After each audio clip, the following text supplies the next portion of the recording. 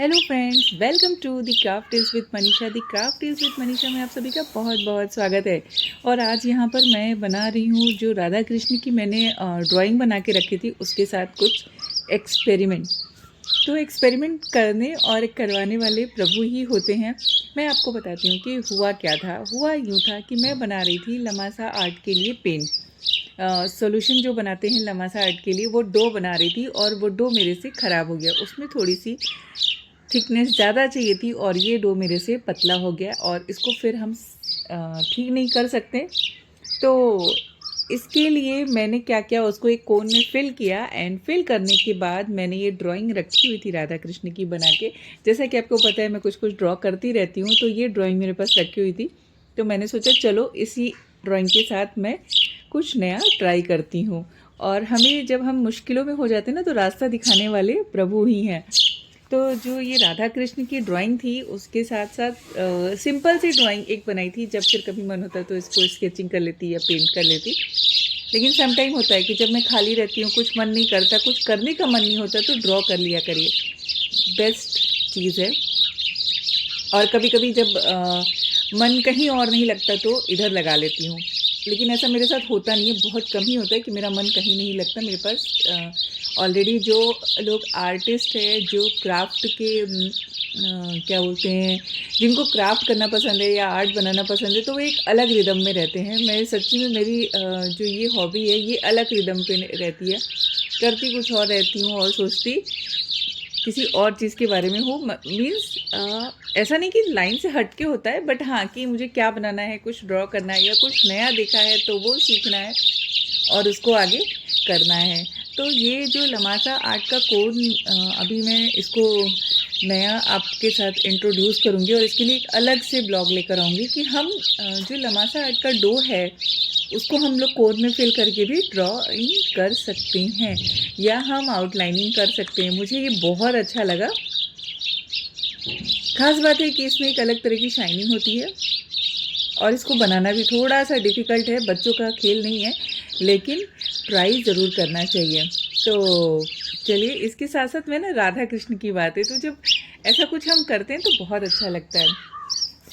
ऐसी कुछ कहानियाँ छोटी छोटी कभी कभी मैं बच्चों को सुनाती हूँ, आज आप सबके साथ शेयर कर रही हूँ। तो पद्म पुराण में एक कथा मिलती है कि वृषभानु जी यज्ञ भूमि साफ कर रहे थे, तो उन्हें भूमि कन्या रूप में श्री राधा प्राप्त हुई।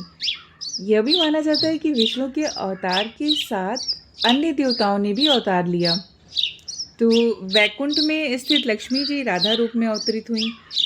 कथा कुछ भी हो, कारण कुछ भी हो, राधा बिना तो कृष्ण है ही नहीं। राधा का उल्टा है धारा, और धारा का अर्थ क्या होता है? करंट। एक धारा बह चली, एक करंट, यानी जीवन शक्ति।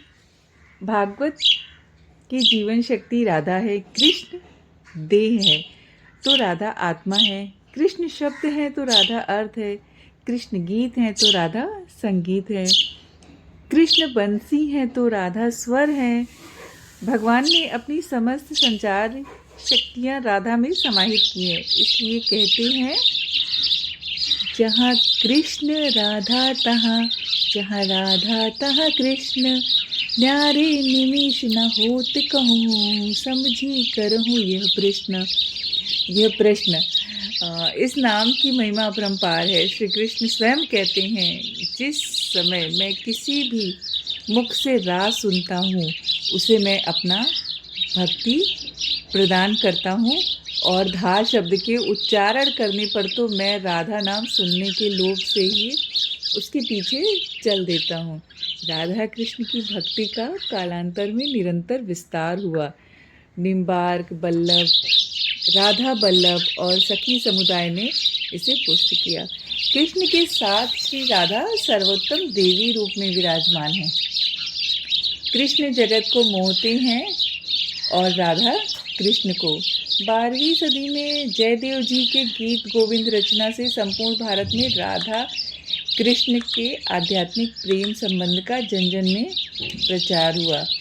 प्रश्न यह उठता है कि तीनों लोकों का तारक, कृष्ण को शरण देने की सामर्थ्य रखने वाला ये हृदय उसी आराधिका का है जो पहले राधिका बनी। उसके बाद कृष्ण की आराध्या हो गई। राधा को परिभाषित करने का सामर्थ्य तो ब्रह्मा में भी नहीं है। कृष्ण राधा से पूछते हैं, हे राधे, भागवत में तेरी क्या भूमिका होगी? राधा कहती हैं, मुझे कोई भूमिका नहीं चाहिए कान्हा, मैं तो तुम्हारी छाया बनकर रहूंगी। कृष्ण के प्रश्न सृजन की पृष्ठभूमि यही छाया है। चाहे वह कृष्ण की बांसुरी का राग हो या गोवर्धन को उठाने वाली तर्जनी या लोकहित के लिए मथुरा से द्वारिका तक की आत्मशक्ति। आराधिका में आ को हटाने से राधिका बनता है।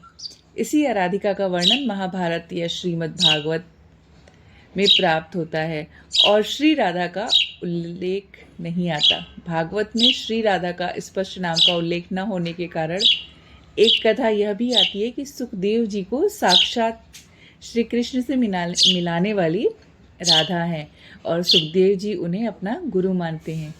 कहते हैं कि भागवत के रचयिता सुखदेव जी राधा जी के पास सूप के रूप में रहकर राधा राधा राम जपते थे।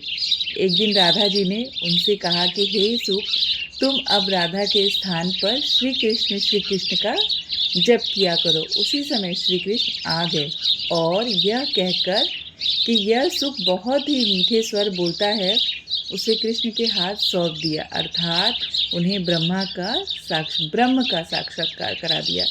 इस प्रकार श्री राधा सुखदेव जी की गुरु हैं और वे गुरु का नाम कैसे ले सकते थे? बहुत गहराई है राधा कृष्ण की प्रेम में और इसको समझना हम मनुष्य के लिए मुश्किल है और हर मुश्किल का सहारा राधा कृष्ण है। तो अभी ये बनके तैयार है। होप आप लोग को वीडियो अच्छी लगी हो तो प्लीज़ चैनल को सब्सक्राइब करिए, वीडियोस को लाइक करिए। मिलती हूँ फिर। Thanks for watching.